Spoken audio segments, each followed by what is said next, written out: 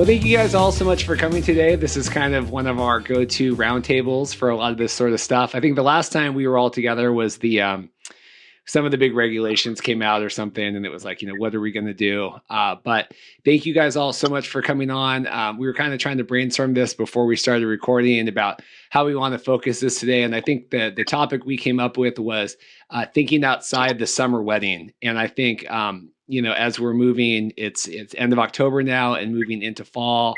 And Kelly made a great point that a lot of the weddings next year, dates and availabilities and things, are getting really slim. So we want to try to figure out the best way, tips and tricks if you're, going to get married inside in maybe like off peak, that May, June, July, August months, tips and things that you can do from a venue, from a planner, and from a photographer's perspective about kind of maximizing that. So thank you guys all so much for coming on. Kelly, why don't you introduce yourself and then we'll go around. My name is Kellie Blair, and I am the manager down at Historic 1625, a event venue in Tacoma. And Callie, there we go. We'll go to Callie next. We're off to a great start, gang. Off to a we are. Sorry. I'm Callie. I'm with Holcomb Weddings Events. I'm located out of the Sumner Lake Taps area, and we service the South Puget Sound. Awesome. And Rebecca, how about you? I'm Rebecca with Rebecca Jane Photography, and I'm a wedding photographer. And we service the South Center area. We're based out of Sumner, Auburn area. And just first off, just kind of general check-in. How's everyone doing? It's been a while since we've all kind of been on. We've been fits and spurts, kind of getting everybody on the podcast in these roundtables the last couple of months. Rebecca, how are you guys doing? How's everything going with everything? Just kind of general check-in. Going slow over here. We're doing okay. We're hanging in there. We're fortunate as one of the vendors who doesn't have a big overhead cost, so we're able to keep going and keep trucking along. We're doing pretty good. We're hanging in there. We're excited for next year. Fingers crossed. Yes. And Callie, what about you? We're doing good. We have pivoted. That word. We have opened up elopements at the Kelly Farm and at Laurel Creek. So we're kind of doing kind of that all-inclusive ceremony that includes a photographer like Rebecca. And then we have an officiant, and we also have flowers and the venue and music. So it's nice. So we've been able to kind of fill our calendar with those. So we're excited, and we're still booking into 2021 right now. So it's just working on our past clients that we've moved and new clients that we have moving forward.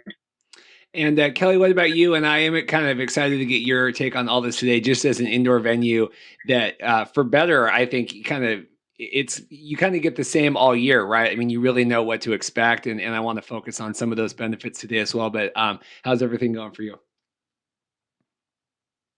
Good. I'm thankful to be working with all this craziness and keep a routine. I think has kept me just sane personally. Being an indoor venue, we do stay busy year round. So juggling our calendar has been a fun little task. I feel like our first big wave of rescheduling has kind of been all settled, kind of in a rear view. The last couple of weeks, I've really seen a change in people starting to wedding plan, people actively booking for the future. So it's been nice to just kind of get back into the normal routine. And like this weekend, we have 2 events, and kind of moving forward for the rest of the year, it seems like we're back to a little bit of what normalcy we can. Obviously, things have been tailored down scale-wise.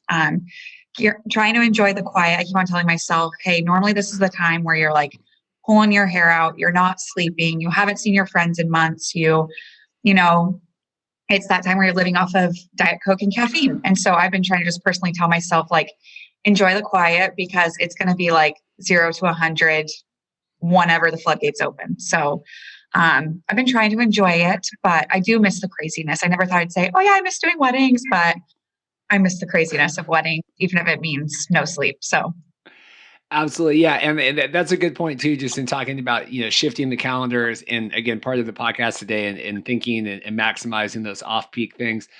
I don't like people that are like the inquiry brags, like, oh, I got all these inquiries, whatever. I've had like 5 August 7ths in like the last week, like really weird for us for, for video and to get that. Like if you are engaged, Dorothy's friend just got engaged. They're trying to figure out what to do if they want to do something small this year, wait, do the whole thing. If you are thinking about getting married in next summer, peak dates, they're going quick. And so that is recommendations for planners and venues and photographers and everybody. But if you are listening and you are even at all thinking about the 2022 or 2021, so I'm all screwed up. I follow the XFL and everything's pushed to 2022. So my summers are all off. But so if you're looking for that. So anyway, first off, what do you guys think when we talk about like off season, like off summer? What comes to mind for you guys? Because I know I have certain thoughts about that. And Callie, maybe we'll go to you first. What do you think about like that off summer? What comes to mind? I mean, I would say you have more consistency in off season. Summer gives you options to have indoor, outdoor ceremonies, all of those things. When we get into the kind of the fall through mid spring, the real reality is that everything's going to be inside. So I would say it takes a level of stress off of some of the couples that they're never wavering back and forth, whether they can have the ceremony inside, outside, pictures inside, outside. And so it's it kind of gives that kind of confirmation right at the beginning to say, this is what we're going to do, and here's the plan, and go from there. So, I mean, and winter weddings, there's some perks. There's your off season. So sometimes depending upon the vendor, you have off season rates, which is nice. So it'll save you some cash. And, also I would say hotels are a lot less expensive in those off months. So if you are planning a hotel wedding, it might be less expensive for your guests to come in and stay maybe the full weekend rather than just coming in on one day during the summer when it's, the highest rates on those things. So. And Rebecca, what about you? First thing that comes to mind for me from a photographer's perspective is lighting. Winter weddings can be a challenge because of lighting. Daylight savings time is happening this weekend where the sun's going to be setting at 4:45, 4:30. A lot of people plan their wedding ceremonies to be around 5:00. And so the first thing and the biggest thing that happens for me is people start to plan out their timelines and they don't necessarily think about that because generally for a winter wedding, somebody's starting to think about their timeline in the summer. They're thinking, okay, I have a few months for my wedding. Let me start planning out my timeline. They don't think, let me check the sunset time. And so they'll send me a sort of a rough draft of their timeline and I'll take a look at it and I'll see that they planned their ceremony at 5 and then they want to do their formal photos after. And I'll have to come back to them and say, hey guys, the sun's going to be set there. We're not going to be able to go outside if we have good weather. So then they have to revamp their timeline. So a big thing to think about is timing. If you're doing a winter wedding, you're going to want to do a first look. And first looks are great. First looks are fantastic. They give you more time together on your wedding day. And they give you more time with your guests after your ceremony because you're not having to be pulled away for an hour to do photos. Yeah, I totally agree with that. I think first and foremost, shifting that timeline, during the summer, our normal timeline is like noon to 10 or like 11 to 9. And it just doesn't work in these winter weddings. And it's like, I think, Rebecca, that's a great point. You said that people start planning these weddings not in the winter. And so then you don't think about that. And our wedding on Saturday was a perfect example. And they wanted it to be, it was Halloween themed, lots of decorations, lots of, she had a black veil, all these things. But their ceremony was at 6:00 outside on like this like deck area overlooking the river. And it was pitch black. It was pitch black. And I understand that they wanted like the moody, dark evening thing, but it was pitch black. You could not see anything at all. I mean, you might as well have been literally anywhere in the world, right? It would have been the same. And so, yeah, I think if we had shifted, because we still showed up at noon and shifted that, maybe 10, do the ceremony at 3, I think it's a totally different world. So I think that's a great point. We'll talk more about that. Kelly, what do you think about this when you hear about the off-season weddings? Season doesn't really exist for me, I guess. So I always kind of like chuckle. Like everyone's like, oh yeah, come like in a normal world, like come September, everyone's like, oh, now that wedding season is over. Let's network, let's talk. And I'm like, we are in the thick of our thickest busy season. So to me, this off season has always been kind of ironic to me, just working on an indoor basis. our pricing used to be the same year round. Just being an indoor venue, we kept it the same because we stayed busy. Since then, we've kind of broken up just to try to make that off season more busy, I guess. And so I think our take on it is just a little bit differently. Just we're in a controlled environment, and because of that, we're able to stay busy year round. Pricing fluctuates some, and January and February is a little bit slower for us, I guess. We're not doing 3-4 a weekend. We're doing, 2, maybe 3 a weekend during January, February. So it's hard to say, like, I just never feel like there really is an off season, because then in turn as a venue, the off season of January and February is engagement season, which translates to booking season for us. And so, So off season to me, we're functioning year round, go, go, go. Talk about that when you're touring with couples and they're looking at your venue as an indoor venue. I can imagine if you're trying to show a venue and it's, well, if the sun's over here, or if it's raining, or if it's this, if it's that. Talk about just as an indoor venue with couples touring, and like you said, just knowing these things are going to kind of be the way they are. And is that reassuring to them? What kinds of, when you tour and you show, I know you show the venue and you have other people that show the venue. What is that experience like as an indoor venue? Yeah, usually we just try and get an idea of like their vision or what they're wanting. Most people don't really know what they want. They just think of like stereotypical ideas of what they want on like their wedding day in their head. And I think as we just show them around, they then start to ask questions. And then usually when we start and get to those little details is when they're like, all right, what does your availability look like? Like, we want to know this date.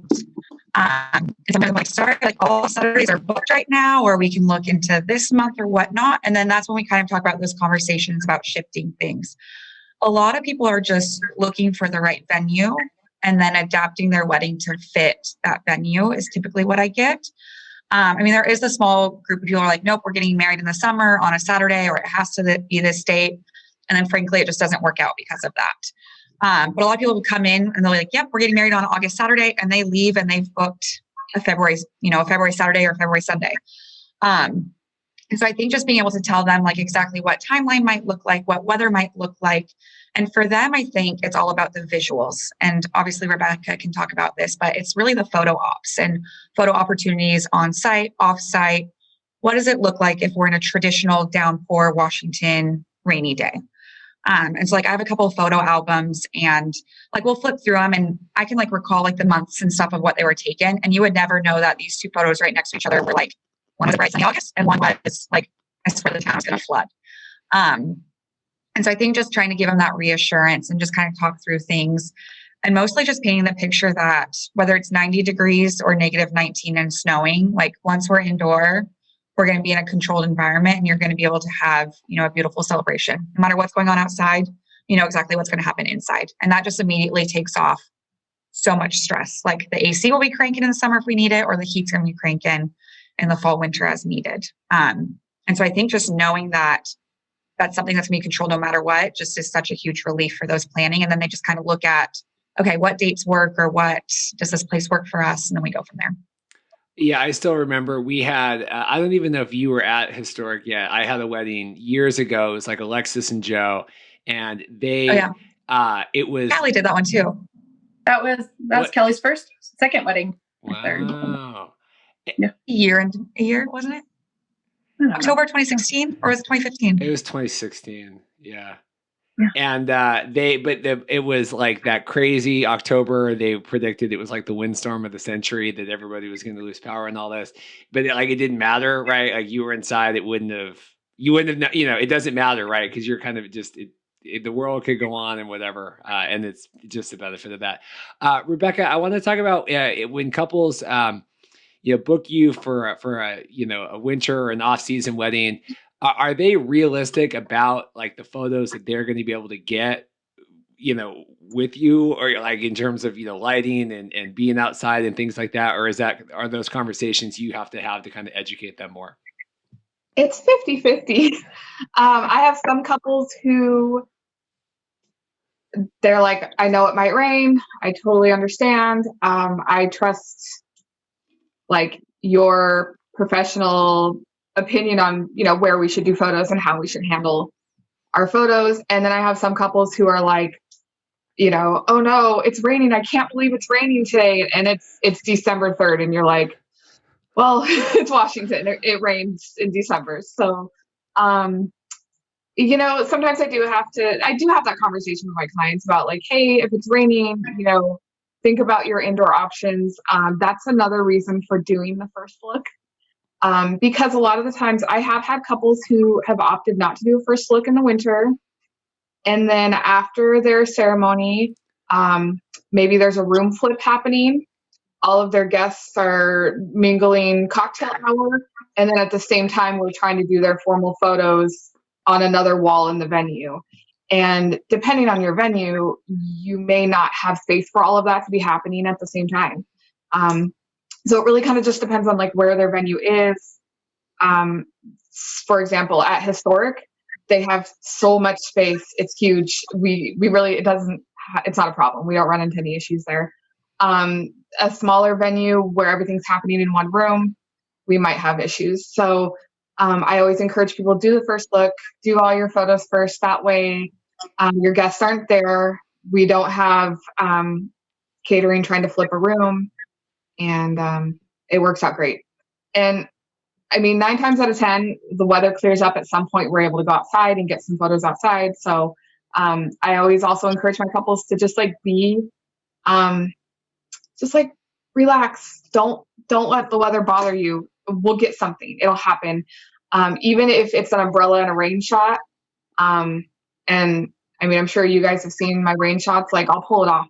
I'll make it happen. It'll be awesome. And you'll have this like amazing, photo from your wedding, even if it's raining. So.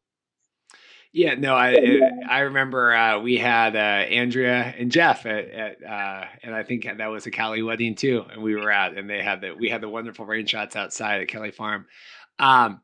That's the thing with the first look, and I just think it's so worth being said again in these with the shorter days and the darkness and being able to do a first look, and people think like, well, why do I want to do that? I want to have the first look at the ceremony. That's what I've always envisioned. And I absolutely get that. And it's super emotional, and it's still going to be emotional, even if you've had a first look, for photos, and then you're still going to be in the ceremony stuff. But being able to do that first look, and Rebecca would agree, is then you can get like all those other photos done, like everything, like as opposed to doing the peekaboo game where you don't see each other all day and you're running around and doing all this stuff.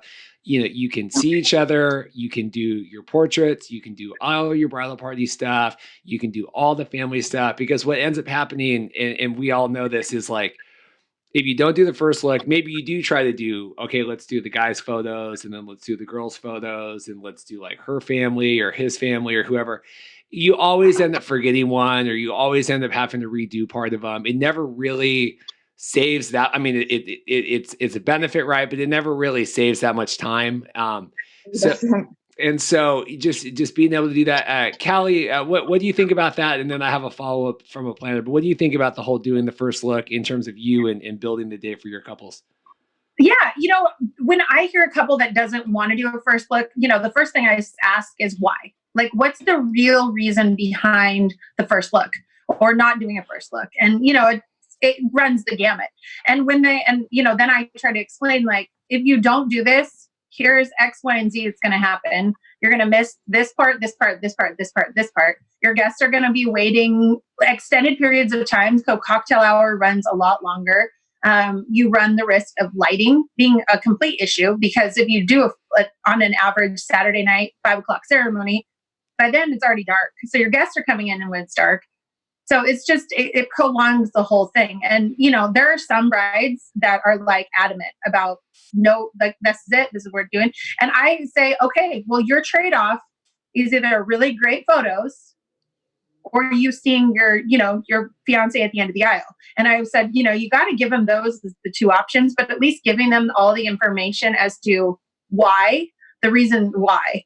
But I would say, like, going back to Rebecca had said something about some couples they freak out when it starts to rain, but that's also a testament to hiring a professional and for hiring professionals for your wedding who can really like shift on a quick dime and knowing what to do, and not, like Rebecca, your rain shots are gorgeous, but like that's a skill to itself. It's not something that you can just pull off one day not practicing. And so you don't really want to have a lot of lighting and a lot of practice.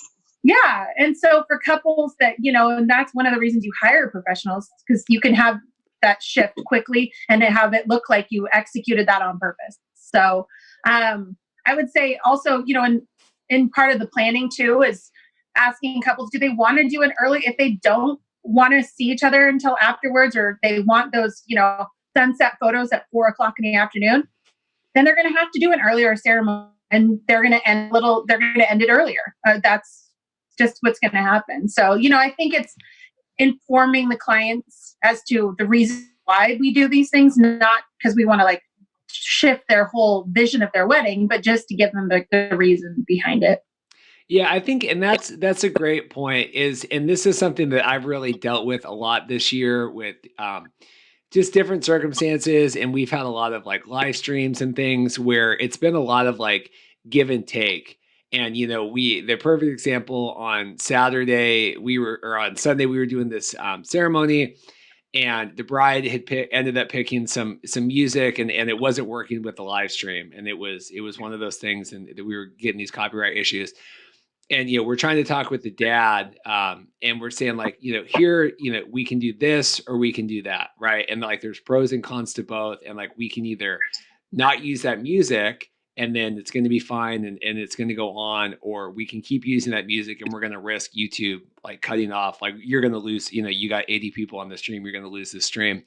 And trying to pro and con that. And like Callie said, it's not telling people what to do or what they can't do, or dictating the vision of the wedding, but there's gives and takes to everything. And especially moving into this year. And I think everyone's realized, kind of what we thought was going to be or not going to be. And it's really shifting times. But yeah, I think that's a great point. Just not dictating, but giving options and saying why things are the way they are, or why they're not going to be that way. Right. Does that make sense? Mm-hmm. Yeah.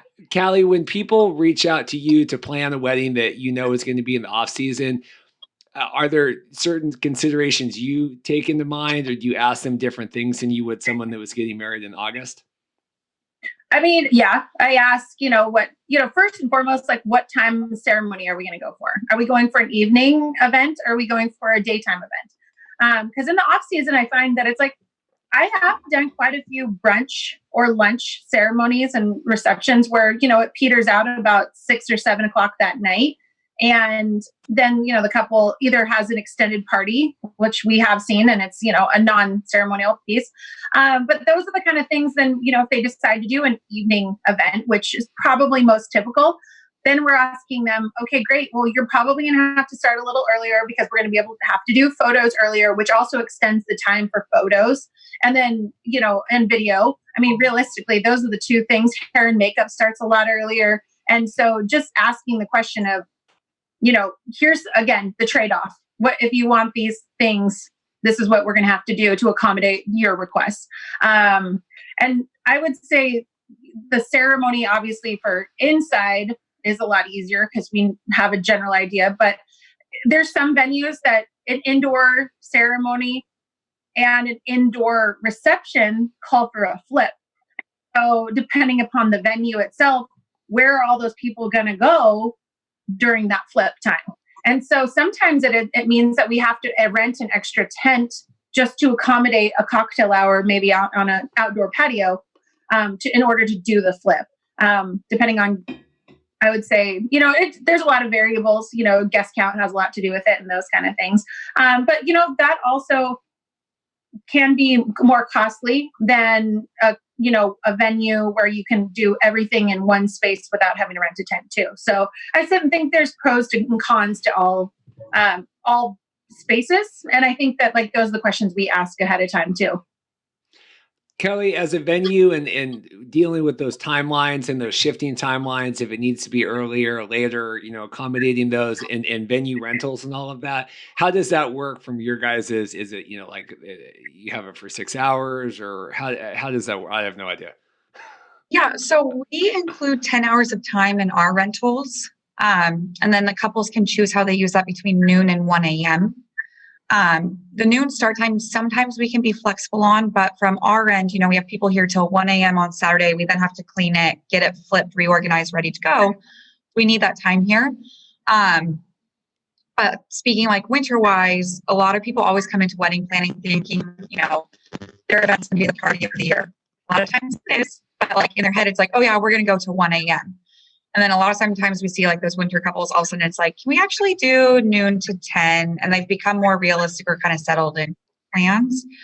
I feel like with us, like Callie was just saying about having to flip and whatnot, our setup is pretty streamlined, easygoing. There's ample space, whether, year round, you get what you get.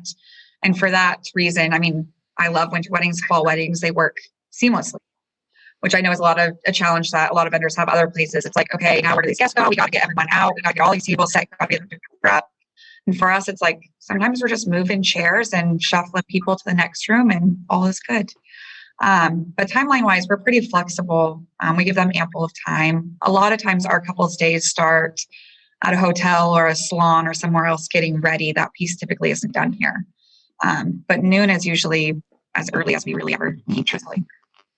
Yeah, because certainly with your guys' venue, you could do, there's the Murano and there's I can't remember the one that's down on the waterfront there, but there's plenty Marriott, Silver Cloud. Yeah. Yeah. But there's plenty of options where you could, if you needed to do an earlier start time, that you could do that getting ready piece offsite and then come on and, do it. And we can always shift our time. It just means our setup staff's getting here at 4 instead of 5 and things just kind of get shifted a little bit. So usually during event time, someone's in the building like 24 hours because, someone's here, which people don't think about, like what happens between the weddings, but that's kind of the fun chaos. Rebecca, I want to talk a little bit about, ceremony and benefits to doing the indoor. I know from a video perspective, at least for us, we're really trying to document the ceremony, right? At the end of the day, you guys are getting, like the artsy stuff and, the big, all the, if we can get, a couple angles, if we can hear everything, if we can see everything for video, right? That's what and so I actually really like the indoor stuff. We know what the lighting's going to look like. We're not going to have, trucks driving by making weird sounds. We're not going to have, the wind, whatever. Talk about things that you like about having indoor ceremonies, and then maybe things that are challenging and how you do to combat that. I'll start with the challenges, I guess. Lighting can be a challenge just depending on the venue. Darker venues with, dark walls, dark ceilings. And then especially a lot of people with winter weddings, they kind of envision this candlelit, dim, twinkly light ceremony, which sounds very beautiful and it looks very beautiful to the naked eye, but it translates differently on video and in photos. So it can be a challenge sometimes to try to sort of talk to your clients a little bit about the realistic expectations of what their photos and their video is going to look like if they are in a dark room with candlelit only. And I tell my clients, I'm like, at the end of the day, this is your wedding. I want it to feel the way that you want it to feel.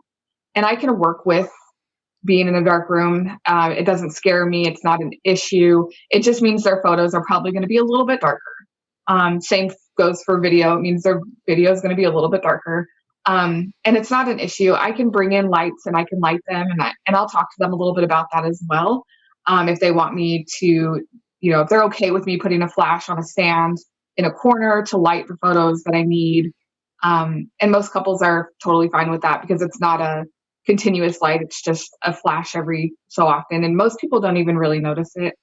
And so I guess that would be kind of the main challenge, but I've been doing this for so long that it doesn't even faze me anymore at this point. The benefit really is kind of the same thing as the lighting. It is controlled. I've done weddings in the summer where the sun is blaring, and because of the direction of the ceremony, you have the groom completely, blinded by the sun. His eyes can't even open. He's so squinty and he's just so lit but then the bride is in complete shade. And there's really nothing I can do about that at all. It is what it is. There's no amount of light I can put on the bride to make her match the groom in the blaring sun. And there's just really nothing that can be done except for change the whole direction of the ceremony, which generally isn't even an option. So you have kind of your equal, challenges and benefits to both. But I kind of do prefer the indoor ceremony because I don't have to worry about the sun deciding to do its own thing. I just know what it is. It is what it is, and I can get myself set for it, and I don't have to worry about things changing. Yeah, that's such a great point. And two, with where the ceremonies are, I remember, and I won't throw them under the bus. There was a venue up north, and I had never been there before, and they had this beautiful, you're looking at this mountain and it's the ceremony, whatever, but it literally couldn't be in the worst spot in terms of light, right? Because you're going to do it basically like any time from 3 to 8 o'clock that you would want to do the ceremony. The sun is just just blinding. I mean, you couldn't see anything, right? And a lot of these venues set up and look at this beautiful ceremony space, but there's never going to be a good time that's going to look well lit, right? You're always going to have the sun, or the trees are casting shadow, or the arch is casting a shadow, or this stuff or that stuff. And so it is really nice in those indoor weddings. And you have the focal point, or like I know at historic, people set up like the stuff on the wall or the arches or kind of whatever, and you can make your own focal point and then accentuate that with the lighting. I think is really nice. The other funny thing is, talking about the candlelit stuff, we've had those where they're like, it's going to be all, and you're like, no one is going to see anything. This is going to look really terrible. And then you always have like grandma off in the corner that's got her flash going. So like we had one where it was, they didn't want any flash. They didn't want the photographer to use flash. We weren't going to use light because they wanted to, create this ambiance, which is fine. But then you had like all these family members with like iPhones and stuff, and we're like, no, it's totally, and it looks challenging too. Callie, any thoughts about this so far? I don't have a good question for you yet. I'm working on it. Me? Callie. Oh, for me. Oh, for ceremony. Callie. Yeah, Callie, for ceremony stuff and benefits and things you do. I didn't have a good follow-up question. I just figured I'd toss to you. Oh gosh, no. So I would say, I mean, this kind of just comes down to ceremony, but this also comes down to photos too. So like for us, like I always make sure that the ceremony is done first as far as decor goes, if I can help it. Reasons is if it is raining or the outside is not so good and they have to come inside to do photos or any of those things, like I make sure that's done so that way like Rebecca can come in, take family portraits, even if it's just in front of the arbor or wherever that's going to be. But from a lighting perspective, I would say that is one conversation I do have with couples, because trust me, in my perfect head of heads, when I wanted to get married in the dark, and I wanted to have really like beautiful mood lighting and all of these things. And then the real reality is I got married in August and the sun doesn't set until like 9 o'clock. So real reality, unless I wanted to start like an evening wedding, that didn't work. So that was like, when I first started, I was like, oh yeah, duh, you can't have that. So those are things, and just letting couples know that too. It's just like, there's a certain look, but there's also a certain way you want your photos to be. And I would say that there's also, from a planning perspective, changing lighting in the middle of all the video and photography throws you guys off, because you have to readjust all of your stuff and everything. So like a lot of times I won't change lighting in a space until pretty much after the formal dances, because once the formal dances are set, then we're ready to go. So I don't know. I always find that that's helpful for you guys, that you don't have to like switch gears right in the middle of all of it too. But we know that it wants to be romantic, but there's certain way that we have to sort of help all the vendors do their job the best that they can too. Do you, as kind of that emotional support as the planner, like you had said, you had a vision, for your wedding, and then, shifting things. how does that go when you're working with your couples? And like you said, maybe they were going to get, like with COVID stuff, maybe they were going to get married this August and now they're looking at, a different date that's maybe not, what it was originally going to be or the vision. How do you work with that and shift maybe those expectations and everything? I think honesty is probably the best piece. And a lot of couples, and I'll say I have 3 couples this year that, they were in the middle of that whole no wedding zone. So what was that, April? So I had one couple and she had just got home from her bachelorette party in California and got off the flight and found out she couldn't do her wedding. And she was like, obviously distraught. And, having that conversation to be like, hey, I know that we're supposed to have your wedding in like within the next 2 weeks, but that's not going to happen. Sometimes it's just a matter of saying, I'm sorry, and giving them options, but not expecting an answer right away. Because a lot of people, you have to process. And I feel like the shock factor, it's sort of like wedding. Everyone thinks it costs this much and then it ends up costing this much. And so that first shock value, everyone kind of goes, oh, and then they back up and then they think about it. And then they can move forward and keep moving, trucking on. So I would say that like part of our job is just being really honest about what we can do. And then how can we help them, have a shift. And they may not like it at first, but they will, all of my couples have come back and go, okay, you're right. You're right. We just needed to think about it. We needed to go through it. And I think even with all of us, we all had expectations going into this year about how it's going to look like. And we all had to shift too. So, also remembering that it's not just us and not just them too. So I would say just time and options are the best way to approach couples during this time.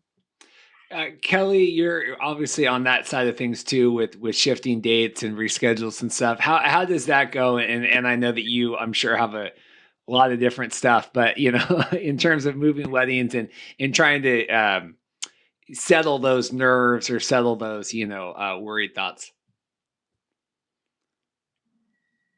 Yeah, it's always a difficult conversation to have. Like it's getting easier, I guess, but it just always feels like I feel like I'm delivering like this huge disappointment. Like these people have looked to this day for like their whole entire life. And I'm like, hey, sorry, like it can't happen how you dreamed. This is what we can do. Like, what do you want to do? Like, it's an awful conversation to be having. Like, I hate it. Like, I don't know if anyone else feels like that, but it's just like, you're just delivering disappointing news, which is a task that is never easy.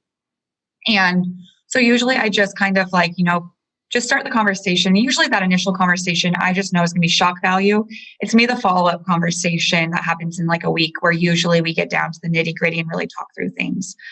And I think just being understanding, just reassuring them like, hey, like, we're going to take care of you. Just have faith in kind of your vendor team. Like, I know this is a bummer, but we're still going to have a great celebration.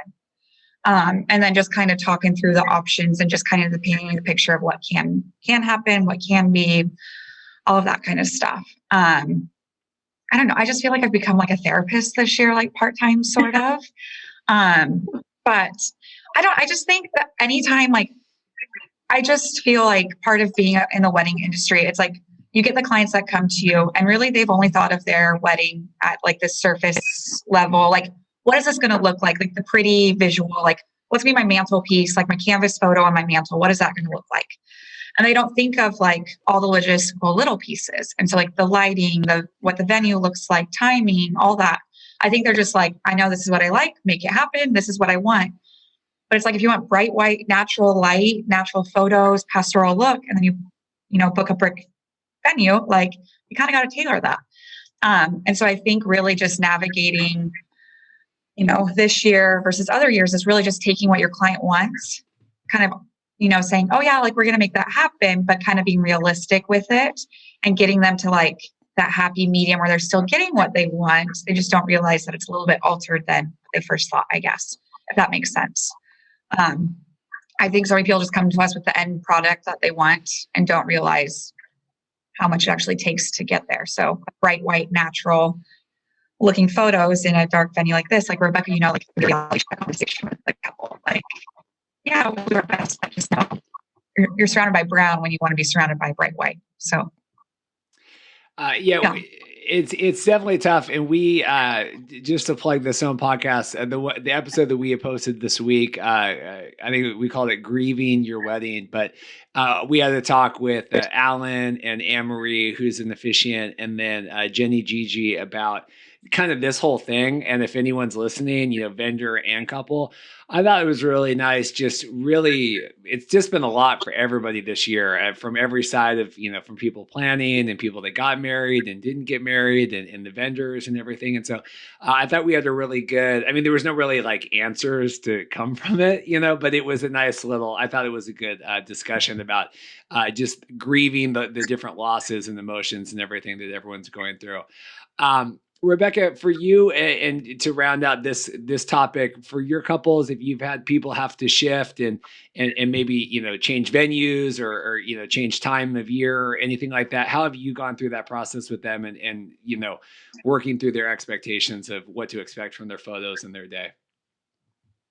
I've had, honestly, most of my couples have either kept their date and eloped or moved to the same time of year for next year.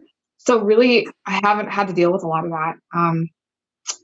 I have had to deal with a little bit of, I guess on the same sort of topic of like shifting and managing expectations for what your photos are going to look like. I have had clients who've showed me like their Pinterest board and they've said, oh, this is like what I envision my wedding to look like. And this is what I'm thinking. And it's just completely opposite of my photography style, the venue that they booked, and I have to have that conversation maybe once or twice a year, with a client saying, hey, like, you're showing me photos that are very dark and moody, and that's very opposite of my photography style. Maybe we need to have a conversation about, looking at other photographers, because I can't shift my style to match what you're showing me here. And so, I've had conversations like that. But for as far as like people having to shift for COVID and move their weddings, I really haven't had any problems. It's all been elopements, which I guess there has been a little bit of a shift in what to expect with elopements, because we're not getting the same getting ready photos, and we're not getting the same ceremony photos because there's only 15 people at your ceremony, and we're not. So like it's been a little bit definitely different this year, but it's been really nice too. I feel like the shift has almost been like a welcomed sort of feel to weddings, because it's very intimate and it's very relaxed and calm, and you're not dealing with 100 people and chaos and stress and running behind schedule. And we have so much to do and so many pieces that are going into it, because it's just kind of simplified the process, which at the end of the day, I think is kind of what weddings are sort of supposed to be. They're not supposed to be stressful and chaotic and crazy and, oh my gosh, we're late and, we have all this stuff going on. And they're supposed to be about the coming together of two people and your closest friends and family. So it's interesting. You were talking about the shifting or not shifting the dates. Callie, I want to talk with you as a planner, and there's no right or wrong, and it's just more interesting to me. There's no answer necessarily to this, but the idea that, because we're the same way, like, half of our couples said like, all right, August 8th this year, August 7th next year, we want the same thing. And then the other ones were like, screw this, we're going to elope or we're moving. We have like our August 1st is going to be, fingers crossed, it's going to be in February, and they're just totally changing everything. And it's just so interesting to me how like some people are just, that is what I want, just with a 21 on the end and a 2020. And then the other ones are totally willing to share that. What are your thoughts on that? And I know there's a million different reasons why people want to get married or not, but just where like, seems like half of them are wanting to do it this way and half the other way. And what do you think about that? Yeah, this last year, it's been cool to watch everybody's stories. And this is where the real life comes from, and where you see true, like who these couples are as couples. And a lot of, like, we've had quite a few couples get married this year on the date that they had. And it was whatever parameters that we were given, whatever mandates we were in. And, whether it was 10, 5, whatever it was on, I don't think Zoom, we didn't do any Zoom weddings. But every single one of those couples left their wedding on such a high and on such like like, this was perfect. This is exactly what we wanted. We didn't realize that this is, whether or not they're going to do their reception later. Some may not. I don't really know. But all of them have said how amazing it was, because it was the very intimate reason why they decided to get married. And the reason why, a lot of them, I've had couples that are, they want to start their families this year. I mean, this is a big deal for this, these couples that have been planning, and this is sort of, their plan. And they're like, if we have our reception next year, it might be a baby shower too. I mean, that's the conversation I've had. I don't even know how many times. I've had couples get married this year because COVID is a real thing. And if they got it, they couldn't be in the same hospital because they're not married. They're not family. So a lot of couples did it for, those reasons. Sad, but, there was a couple, I've had quite a few couples that they were like, that's the reason. Or for the matter that they, people moved jobs and they were already this was the plan. They were going to get married this year on this date so that we're going to be able to, maybe they felt that, they couldn't move in with each other until that was all done. So there's, again, a lot of reasons why people are doing this, but all of them who have got married this year on the date or around the date that they were planning to and had a very intimate celebration are like blown away. They loved every single minute of it. And I have had 2 couples now get married, have their elopement really intimate, and cancel their big party next year. And unfortunately, I think that might be something we're going to see going into next year. And we're going to have to, deal with that, next year too. But, that's something what I'm finding out. But then there's a lot of couples that said, forget it. We can postpone to next year. No big deal. And then they're going to have the big party that they wanted to and the full meal deal. So, but I would say it's up to each couple's choice, and there's no right or wrong way. You're right. There's no right or wrong way to do this. And we're here to help you in whichever direction you want to go. Yeah. And to plug, we did a, saving the 2021 wedding episode, I don't know, 2 or 3 weeks ago, kind of about that same thing, about you people that are going to getting married this year and then are going to get, have another wedding next year, or if it's the, the reception or the bigger thing or whatever you want to call that, the micro wedding to whatever. But I thought that was a really great conversation too, about just some ideas of not that it needed saving, but kind of being jokey about it. But, so it's not like a disaster down the road, right? Like, how do you make sure you have some of those same emotions and all that sort of stuff? So I thought that was a good conversation. Before we go, I want to do one takeaway from each of you guys, from a planner, photographer, and venue. If you're, if we're going to get married here, not in the summer months, what is something I should be thinking about, planning, having in my head as something to be successful about? And I see everybody doing lots of deep thinking, so that's good. Let's go. Kellie seems like she has one. So Kellie Blair, we will go to you first. What's your big takeaway? I just think that to couples planning, just to stay open-minded and really trust the vendors that they hire on. I think it's important to do your research, have questions ready to go. I think it's always important to think outside the box. Like, obviously it's narrow-minded in your opinion of how you want your wedding to be. It's going to be a particular way, but also kind of just open your mind, open kind of your thoughts, and ask hey, what does a typical January wedding look like? Or what have you seen? Or what's typical? Just asking those questions, and really just hiring on the vendors that you feel are going to be there when you need it. If all of a sudden it starts thunder and lightning and downpouring, who's going to be in your corner to really pivot plans, make it like it's not even thunder and lightning and raining outside. And I think that's really important, is just to rely on this obviously hire them for a reason, but also check out their portfolio, kind of just get some reassurance that a January wedding is, no big deal to them. That they're not just excited to get a January booking, so that's, some money that they weren't expecting, that they're genuinely excited to be there. They're excited to celebrate. They're going to treat your January Saturday wedding the same as they do an August Saturday wedding. And I think that's really important. I think a lot of vendors just shut their mind off once we hit the off season. And I think it's important to have those people who are still in the groove and still kind of working through and really building your team with those. And like another thought too, 2020 has been an awful year, but I think that as someone planning their wedding, as a vendor, I think it's just important to pause and look at this time with a silver lining. And maybe you need to step away from wedding planning and focus on a house project or something else, or just enjoy like date nights with your fiance. And then as a vendors too, like step away and like, what's been on my to-do list for 3 years that I've never actually tackled? And I'm going to kick myself if I don't actually get this done because we have an empty season of sorts.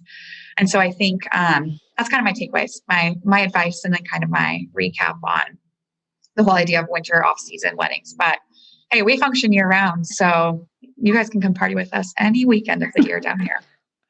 And maybe if I'm a wedding vendor and I wanted to come on like a wedding, get to know your wedding pro podcast and really share my story and do some networking that way too, that would be a good idea. Kelly knows about that. Okay. Yeah. Hang out with Reed. It's the best day. It's the best time ever. Best so time do ever. It. Rebecca. These two, I don't think they've done it yet. No, exactly. Rebecca, I want to go to you. This has been a really, I think you've had a standout performance today. I mean that, a lot of good ideas and everything. Any final takeaways and advice for you as a photographer for couples wanting to do something off season? Yeah, I wanted to go back to the first look. A lot of couples really envision this magical moment of walking down the aisle and their groom seeing them and just like the emotional, but doing this for 13 years, 14 years, the reality is 9 times out of 10, I see a more emotional reaction at a first look. And it's because the groom isn't standing up on a stage in front of 120 people, half of which he doesn't know, feeling nervous. So really, when a groom is standing up there and the bride is walking down the aisle, and more often than not, I see nerves and not emotion. And I think a lot of people don't think about that. They think about, oh, he's going to see me and he's going to break down and it's going to be this glorious emotional moment. But I really see more emotion at a first look. And with doing the first look, especially on a winter wedding, it just creates more opportunities and more time to do your photos. I have had weddings where they've opted not to do a first look and the weather was gorgeous and beautiful before the ceremony. And then it started raining. And it was like, if you guys had just done a first look, we could have done your photos before and we could have been outside and it would have been great. So really just urging the first look. That being said, I'll never force my clients to do anything that they don't want to do. So if you don't really have your heart set on not doing a first look, I'm not going to make you change that. But really just think about your timeline, give yourself plenty of time, think about what time the sun sets, think about everything from the venue you're booking. Is there space in there to do photos if we have to stay inside? Even something as simple as renting a statement piece, like a beautiful vintage couch, will create another photo op. We can get couple photos sitting on this couch. It'll be like a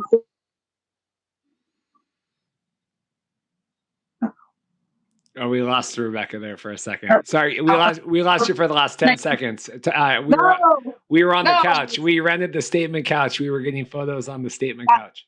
Yes, it creates another photo op. So, think about things like that and just bring an umbrella. Yes. Yeah. And Callie Holcomb, last to you. Big take. Yeah.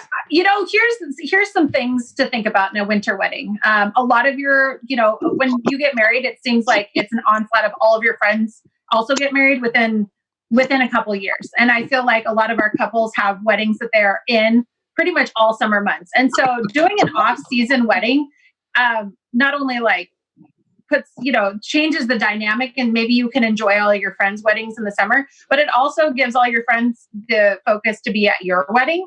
And a lot of times people don't think about in doing like a honeymoon, like you're not going to want to leave our beautiful sunny state to go to Hawaii. I mean, you probably will, but like if you were to do a honeymoon in like the fall or winter or spring, like to go to Hawaii or Mexico or wherever to somewhere, like it's a total change. And so these are like little things, but like every year, maybe then, in that off season when it's, the weather's crappy here, you go somewhere else for your anniversary. And that's something, something to think about.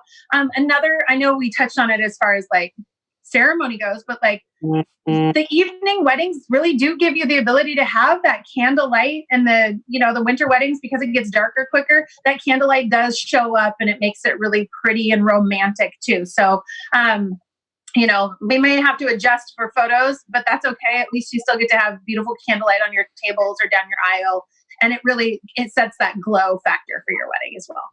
Yeah, we just had it was a small kind of elopement family thing, wedding. And they had this beautiful table set up and all these candles and everything. And the photographer, like we were kind of just hanging out and they were taking photos. And they're, oh, do you want us to light all these? He's like, I'm not going to see any of them. Like it doesn't, because it's 2 p.m, bright sunlight. And so, yeah, exactly. Some of these things and this ambiance and stuff can definitely be transitioned to show up better, in more of the evening or more of the moody lighting. So, yeah, for sure. So, yeah. Well, thank you. Although sounds so nice right now. Now that you said like a trip to the sun. Oh, right. I know. Well, thank you guys all so much for coming on today and rallying to do this and just sharing advice. I mean, I think you guys all brought a lot of really good advice today for people. Any last plugs, any other things before we go? We'll start with Callie Holcomb and we'll go around and then we'll say goodbye. Yeah, we have, we just added 2 more elopements at the Kellie Farm, one on November 19th November 21st and December 19th. 2 Saturdays we have availability. And then we also have availability for an early morning elopement at Laurel Creek on December 5th. So check out our website, Holcomb Weddings, and then it's under the elopement page. Perfect. Love Laurel Creek too. That's a fun place. Rebecca, what about you? So on the topic of shifting and pivoting, we have shifted and we have built a studio on our property here in Auburn, and we are getting ready to set up for holiday mini sessions. So if anybody wants family photos, I'll be announcing that soon. I haven't set a date yet, but I'm going to be announcing something within the next week or so on my Facebook page, Rebecca Jane Photography. Awesome. And Kellie Blair, take us home. Nothing too exciting. Oh gosh, I hate to end it. We're just doing, intimate ceremonies within, current guidelines right now. And so as we transition into, the fall, winter, perfect on topic, those who are still wanting to get married this year for whatever reason, tax benefits, health benefits, what have you, we can make it happen indoors. Love. What? Maybe love. Love. Yeah. So we are doing intimate ceremonies, intimate receptions. We don't need a lot of decor, which is always wonderful. It's a fun I love the ambiance our venue takes on in the fall into the winter. It's nice, a cozy little setting. So we are Historic 1625. We are a wedding and event venue in Tacoma, and our social media and whatnot is just Historic 1625. Yeah, I've never done. No, I guess I did one in May at Historic. I was going to say, I don't think I've ever done like a summer, an actual summer. In July, wasn't the mermaid themed wedding was in July. Oh, that was August. Okay, I lied. Okay. All right. Wow. So we've been there all year. Anyway, well, thank you guys so much again. This has been another episode of Best Made Weddings, and we'll see you guys next time. Thank you all so much. Thanks, Reed. Thanks, Reed.